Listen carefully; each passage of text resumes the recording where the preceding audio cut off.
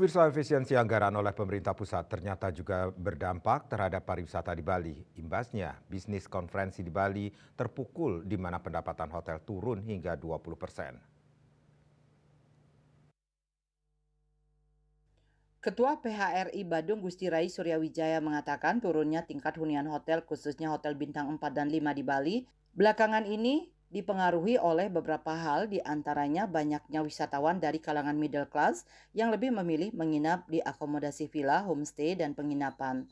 Dan yang tak kalah berpengaruhnya adalah efisiensi anggaran dari pemerintah pusat yang menyebabkan pendapatan dari bisnis MICE atau meeting, convention, conference, dan insentif hotel bintang 4 dan 5 anjlok hingga 20%. Kondisi ini tentu berdampak signifikan terhadap pendapatan hotel, termasuk juga berpengaruh terhadap pendapatan pemerintah daerah dari pajak hotel dan restoran.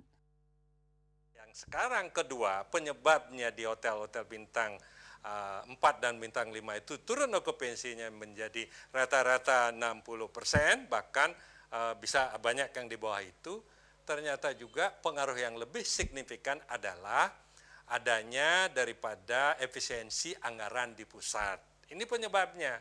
Sehingga wisatawan MICE itu di-cancel untuk tahun 2025. Jadi turun drastis, hampir 20%. Jadi bisnis MICE ini, meeting, incentive, convention, exhibition itu menurun drastis. Itu penyebabnya. Nah, yang ke Turunnya tingkat hunian hotel yang terjadi belakangan ini juga ditengarai oleh menjamurnya villa-villa bodong yang dimiliki oleh atau dikelola oleh wisatawan asing yang menyamar sebagai turis. Kondisi tersebut tentunya juga akan menggerus pajak hotel dan restoran.